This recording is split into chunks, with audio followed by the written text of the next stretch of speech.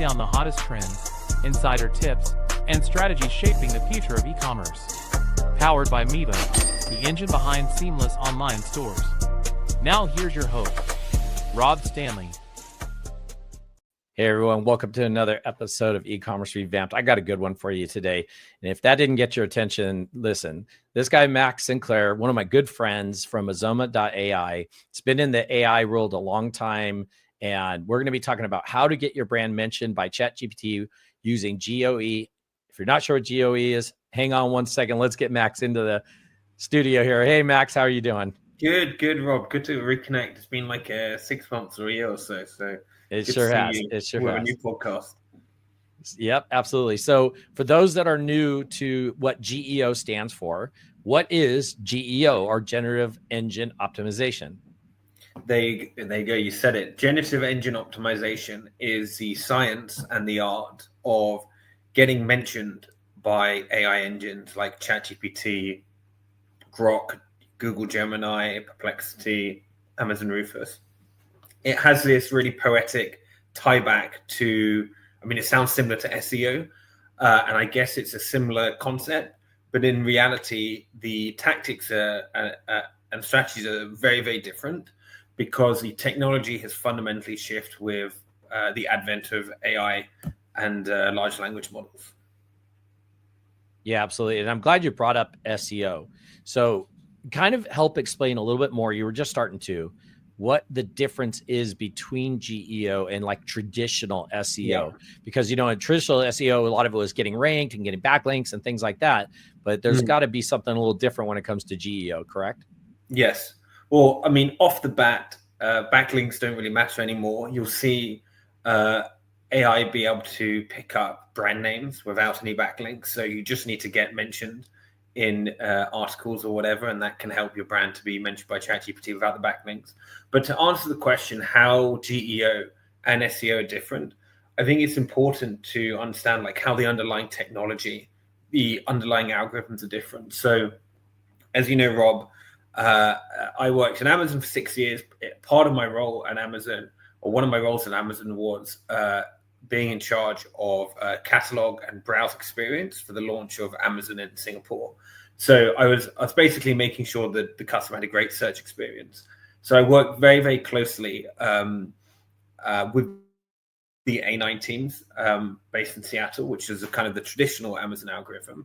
And the way that this worked is similar to how Google worked or any other kind of deterministic AI, where you would look at a keyword, and based on that keyword, you would assess what is the best kind of product, but it could be brand or website to give to the customer based on the keyword they put, based on a bunch of signals. And these signals would have been sales velocity, reviews, in stock, price, many, many signals, maybe 20 to 50 signals that Amazon would have to kind of rank what would be the best result to return for that keyword. And the exact mix of the algorithm was secret. So the weightings of all these signals were secret, but what was in the what the signals were was pretty well known, right? It was 20 to 30 things, everything that you would expect, was in there, maybe a couple you wouldn't.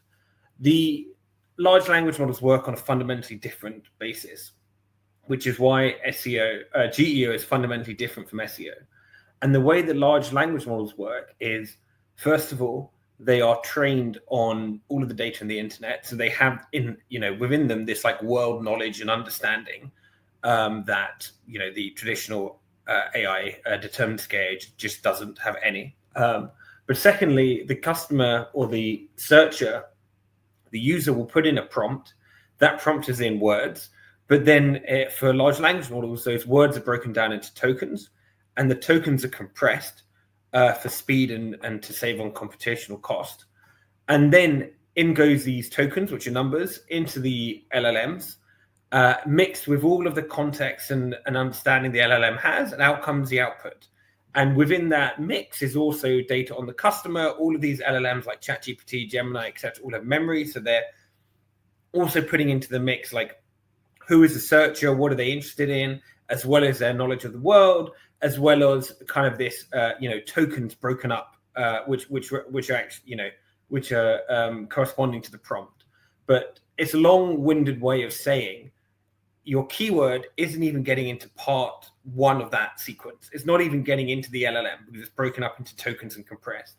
So the technology underlying these things are very, very different, and that's why we need to, have a new word, a new acronym to describe a new, a new methodology that marketers and heads of digital and owners of businesses need to think about. I love that. I'm learning as we go right here, like literally. So I think you brought up a good point there, but I want to let's take it from the brand's point of view. Why is GEO important for brand visibility? I mean, they're getting mentioned, but is this converting to sales somehow, or is it mainly more about getting recognized, talked about? So the last data we have from ChatGPT in terms of numbers on searches is in December, and we're now at the end of May, so we're almost 6 months later now, where they said they got 1 billion messages a day. For context, Google gets 8 billion searches a day. And in those last 6 months, we know that at least for one of those months, ChatGPT doubled in size month on month in searches when they released the image model, and they put out a statement again saying, the search volume has doubled. So ChatGPT is getting roughly a low estimate of 2 billion searches a day compared to Google's 8 billion. Obviously, this has not gone unnoticed by Google. Just last week, from when we're recording, they announced AI mode. AI mode is now kind of one of the 2 buttons. I'm feeling lucky in AI mode under the Google search bar. So it's becoming very, very prominent. I think they said they did 1.5 billion AIO views in the last month, something like this, and at Google I/O. So the world is absolutely changing to this LLM-based experience because it's so much better. I mean, anyone who's used one will know it's such a better experience. You don't get all these random junk returned to you. You don't get a list of blue links and advertisements. You just put in a question, get in your answer. So it's clearly the future, but also I think we've reached this point in 2025 where it's not just the future, but it's a brand new marketing channel, which is significant and people need to be worried about now. Yeah, I love that. So you brought up a good point there. During the SEO days, if you wanted to get on Google, you went to a web page, you submitted your information, they would go check you out, rank you. But I'm assuming that's a little bit different, let's say for like a ChatGPT, if you want to start getting recognized or basically talked about on ChatGPT, depending on the questions that are coming in. What's the kind of basic process to get on to ChatGPT for that? Well, I mean, this is our whole business at Azoma, and as you know, we've been kind of optimizing for AI-based search for 3 years now. So I can break a bit down about how we approach it for customers, and maybe it's interesting and helpful. So the first point that we do is we send the customer tells us what topics they're interested in. So perhaps they're interested in let's say kind of immunity shots, right? Just because that's what I've got right in front of me. So they want to, it's Moju is a customer. They want to rank for immunity shots.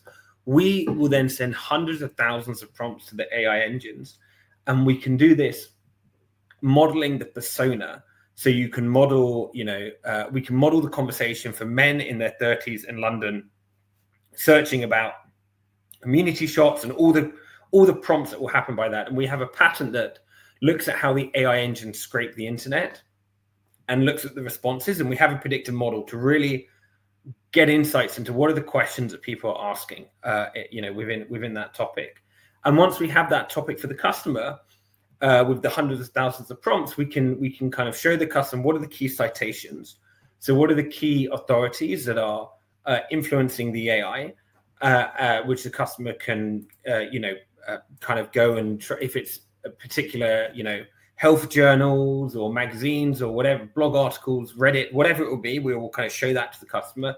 This is, what the AI is citing, when we talk about immunity shots.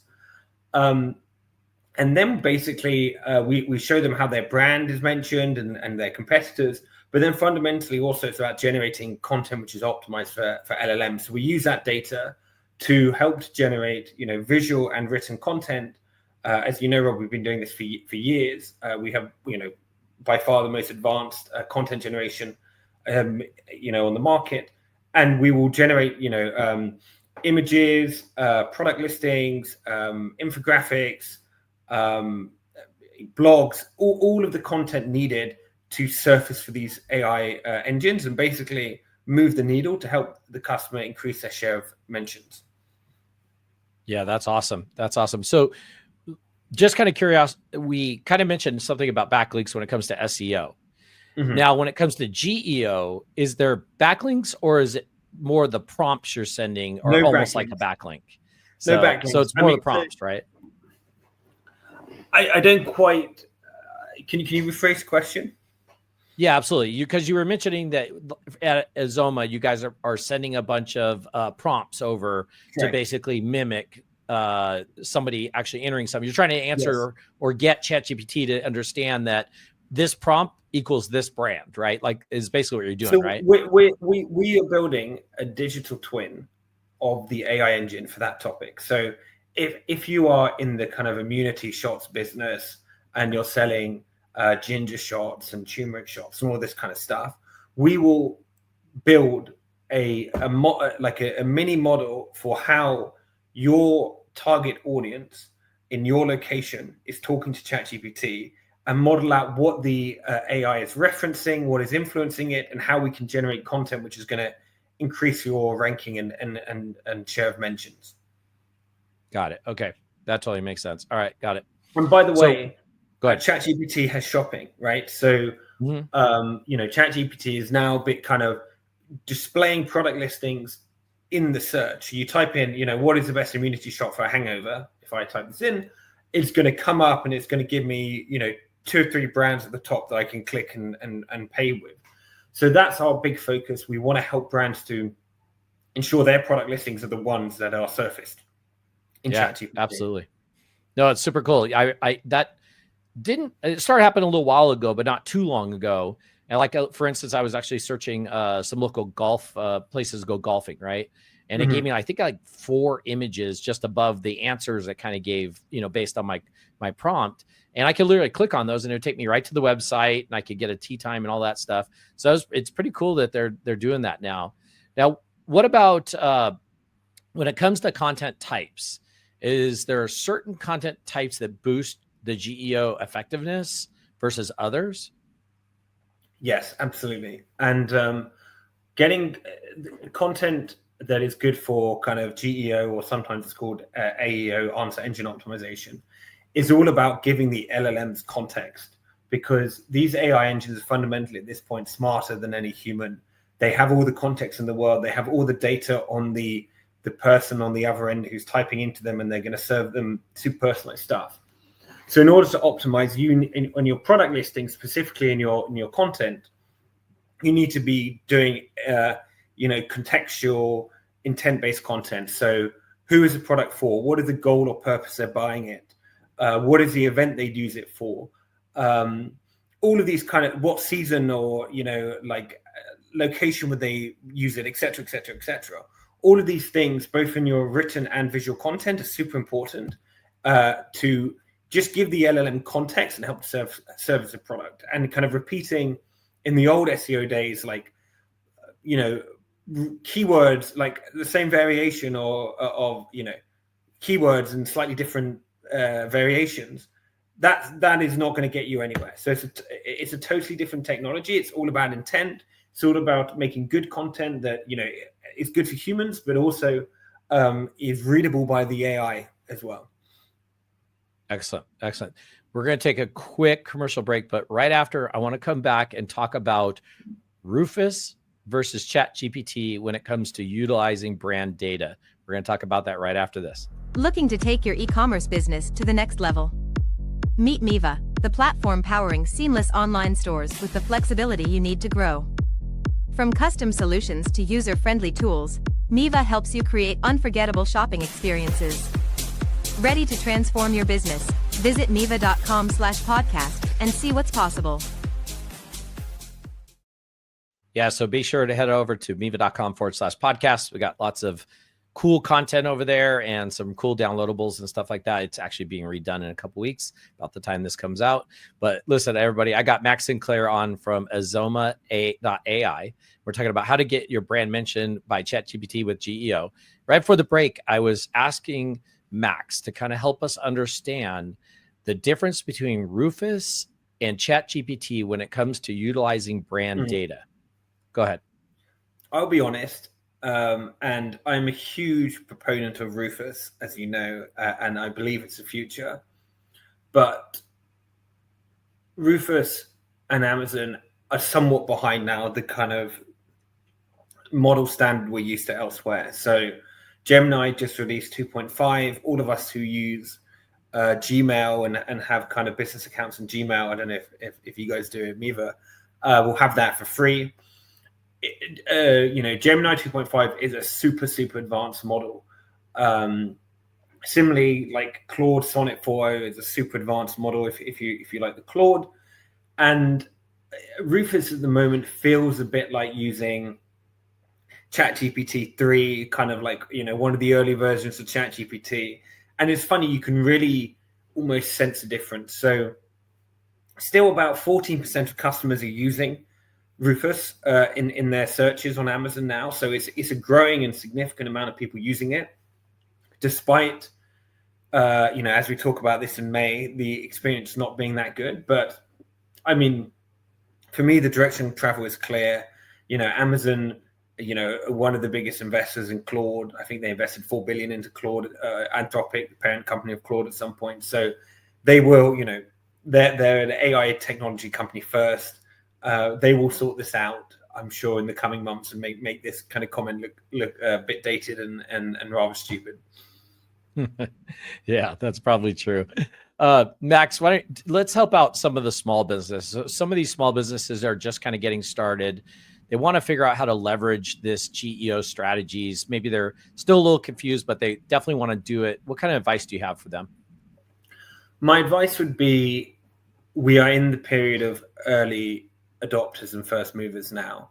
And if you think about the same period at the start of the internet, when kind of SEO was becoming a thing, TripAdvisor is a great example of a company who adopted SEO early and reaped the benefits. So at their peak, TripAdvisor was worth $14 billion. I think they get something like 200 monthly organic visits now still. And the way they did that was by, doing what we talked about for SEO, which is backlinks. They gave hundreds of thousands of backlinks out to all the hotels and restaurants, which the hotels and restaurants would display on their website, saying, "Oh, look, I got 5 stars on TripAdvisor." Link back to their website, to TripAdvisor's site, and they get all this kind of juice from the backlinks, which was important in the SEO days. And they also would have thousands of landing pages to say best restaurants in London and best hotels in Barcelona and all these different landing pages, right? So the ones who moved early, like TripAdvisor, got a real lead. And if you listen to podcasts, as I have, of the CEO of TripAdvisor, he will talk about how SEO was a key part of the strategy. And there were other businesses at the time, Virtual Tourist, who actually was launched before TripAdvisor. They went out of business in 2017. Of course, many reasons why companies go out of business, but they did not have that same focus on the SEO strategy. And what I would say to companies starting out now is that we're in the same period. You have the same opportunities now to lean all in on this, make this your main marketing channel, and know that in the future, this is going to be the dominant thing, and you could become $1 billion business because you have, you've been early to be ranking on ChatGPT. Yeah, no, I love that. The good story about the TripAdvisor. I love going on TripAdvisor myself. So and leaving reviews when I've been places. When it comes to, let's talk a little bit about metrics. Like when people put these efforts into trying to get on, let's say to ChatGPT again, just sticking with that, is there somewhere they can go check to see any sort of metrics or like, hey, it's on there now? Or they can check on Azoma, of course. We measure the share of mentions, but also, you can check on your Google Analytics. You can check how many website visits are coming from ChatGPT. And what I would say to you is 50% of conversations in Perplexity have a follow-up question, and it's probably roughly similar. So if you think about your own usage of ChatGPT, you ask a question, probably 50% of the time you ask a follow-up question, right? To you drill down. So the people coming out of ChatGPT to your website is not one for one in terms of them searching it, but it's a super high intent person when they do come out. Studies have shown that they have like a 25% higher purchase rate when they do end up on your website because they've done all the research in ChatGPT and now they're on your site ready to buy. So you can check on your Google Analytics. If I've given you the statistics, so it's about 2 billion searches. So that should be about 25% of your, if you're as optimized for ChatGPT as you are for Google, that should be about, that would be 25% of your searches. And if 50% of people ask a follow-up question, that's 12.5% roughly is the levels that you should be expecting for ChatGPT. If you're at 1%, then you're in trouble, right? You know that you're not optimized at all. If you're at, 5 or 10%, then that you're in the range where you could be. But I mean, we see businesses all the time who are really elite, including my business, right? Azoma. We see, where it's really driving a really significant volume of traffic onto your site. Nice, super cool. A second ago, we were talking about TripAdvisor. I mentioned something about reviews. Do customer reviews impact their GEO ranks? Yes, absolutely. Yeah. Tell us a little more. Sorry, tell us more. Yes, absolutely. Customer reviews absolutely do the rank. But interestingly, not just on your website, these LLMs will be smart enough to pick up things from TikTok, from Instagram, from all over the web, from comparison sites. I mean, if you look at a query on a good AI answer engine now, like Gemini, Perplexity, ChatGPT, whatever, you can see like how many sources it's referenced. And especially if you do deep research. So for example, I'm looking at supplements on my counter here. Like when I buy supplements, it is one of those things where, if you have a high consideration purchase, you are going to do the deep research. And, with that, you will, it may be looking at hundreds of links, right? So it's going to be looking at all the reviews across multiple different places, Reddit, Instagram, everywhere. So these are super advanced, but yes, like, of course, and this is one of the things we'd help with at Azoma is like ensuring you'd be mentioned by Reddit and, you talked about positively there because we know that's a big influence. Also by the influencers in your space. So if there's particular blogs on supplements or whatever, like influencers on health, I'm thinking like Brian Johnson, right? The Don't Die guy. If he's put something out on supplements, I'm sure it's going to be very high authority. Even if there's no blue links or anything out, like backlinks, just being talked about and reviewed is definitely important. Yes. Yeah, that was interesting that you mentioned like Reddit and some of the others, because it's not just looking at reviews from one place. It's going out and scattering the whole web, looking for mentions, reviews, all kinds of stuff, which pulls in all the data, which, to be honest, I'm going to use that data probably more even than the Amazon reviews, because on Amazon, you can manipulate a little bit here and there. And, I always want to get the best review, especially when you're talking about supplements, something you're going to, put in your body. I definitely would be careful on that one. Max, we're gonna, we got a few more questions to go here, but as we come towards the end here, I want you to help us out with kind of what is the future trend you see emerging with GEO today? So I think large language model based search is going to be the default on marketplaces, off marketplaces for search everywhere. I think voice is going to play a big factor. I think that people are going to get more used to kind of searching by voice. I already do this with Perplexity often. I think it'll become more widespread. I think that PPC, pay-per-click advertising, is going to change. People don't want blue links. They just want the answer. So I think how the advertising model of Amazon and Google and these kind of players is going to shift. And, there'll be stuff like sponsored questions, which we've seen already in Amazon Rufus, where you ask a question, it gives you the answer, but then you can bid on a follow-up. As a brand, you can bid on a follow-up question. So if I say, what's the best supplement for men in their 30s? And you can bid to be, why is X brand good for men or something like that, right? So you can bid not to be the answer, but to be one of the suggested follow-up questions. So I think that's a very interesting innovation to make a non-intrusive search experience for customers, but still get brands in there. So yeah, I think a huge amount of change is coming. I think we'll soon be searching by agent, so probably not for supplements, but if you're looking to replace a part of your washing machine or something boring, or maybe you have like a specific 2 meter by 1 meter space on your wall that you want to fill with that you want a closet to fill, or whatever it is, and like you only have those dimensions, you're going to run a agentic search to kind of qualify that everything you get is within that. Maybe not the best example, but you can use your imagination and think of examples of where like agentic comparison is going to be helpful beyond what I've said. Again, Google have been quick in this space. They've maybe not great for e-commerce sellers, but they've just launched kind of like this price tracking agent. So customers can say, I want to buy X t-shirt at $50, and it will wait until it hits that value, and then it will check it out automatically for the customer. So I think lots of things are coming. I think it's very exciting, but I mean it's hugely transformational, and like the speed or the pace of this change is only increasing. Yeah, no, I totally agree with you. Max, why don't you tell everybody a bit about Azoma, what you guys do, and how they can reach out to you? Yes, so we help you to get mentioned in AI search. We will generate optimized content, visual written product listing content, so and also show you the analytics of how your brand is performing versus your competitors and your share of voice. So if you want to reach out to me, LinkedIn is probably the best. I'm Max Sinclair on LinkedIn. And we also have a contact us form on our website. There we go. That's beautiful. That people can fill out.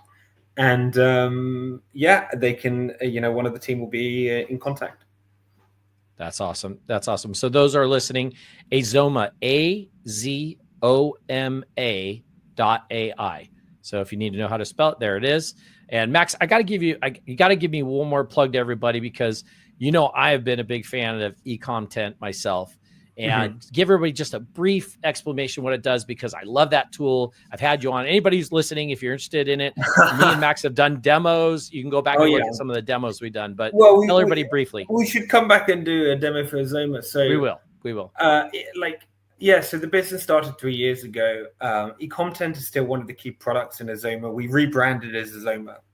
So in my mind, Azoma is the overall brand of the company. The reason we rebranded is we felt the name. There's no good name, no good time to change your name, but we felt the name better kind of spoke to the ambition and the type of company we wanted to be. E-content is like our flagship product at Azoma. It's a content generation product, so that's how we kind of think about it internally. But there's some other stuff that we do as a company as well, such as kind of the analytics in ChatGPT and the likes of that kind of stuff. And e-content is very much focused on the product, like optimized product listings, and then Azoma is kind of a bigger piece, and we'll have multiple other products in the future as well as we get into this agentic space, that will sit nicely kind of alongside e-content. Absolutely. The easy way I always tell everybody is, if you want to take your product, isolate it, and make some really cool lifestyle images with it, with a little bit of AI and a couple clicks, that's econtent.ai right there. That's the way I always talk about it. So, and it's free, by the way. So we've now made e-content a freemium tool. So we've been doing a lot of experimentation and changes. Cool. So e-content is like a freemium tool. Azoma is kind of like the enterprise solution, and we're working with the likes of L'Occitane, Zappos, Canadian Tire, Bernardo's on kind of like the enterprise solution, and we've got like that freemium version as well. So that's also kind of how we're splitting out. That's awesome. Everybody go check out Azoma, AZOMA.ai. Max, always have a great having you on the Ecommerce Revamped Podcast. I always love getting them on when I have a new podcast, but always good content. You're always like, you're one of those guys who definitely stays up on everything and knows what's going on. And that's what's the best part about bringing you on, because you're right there at the cutting edge. Listen, everybody, thank you for tuning in. Max, thank you for coming on, and we'll be sure to see everybody on the next episode. Thanks for tuning in to Ecommerce Revamped. Ready to take your e-commerce business to the next level? Visit Miva.com for the tools to build seamless online stores and unforgettable customer experiences. Until next time, keep your cards full and your customers happy.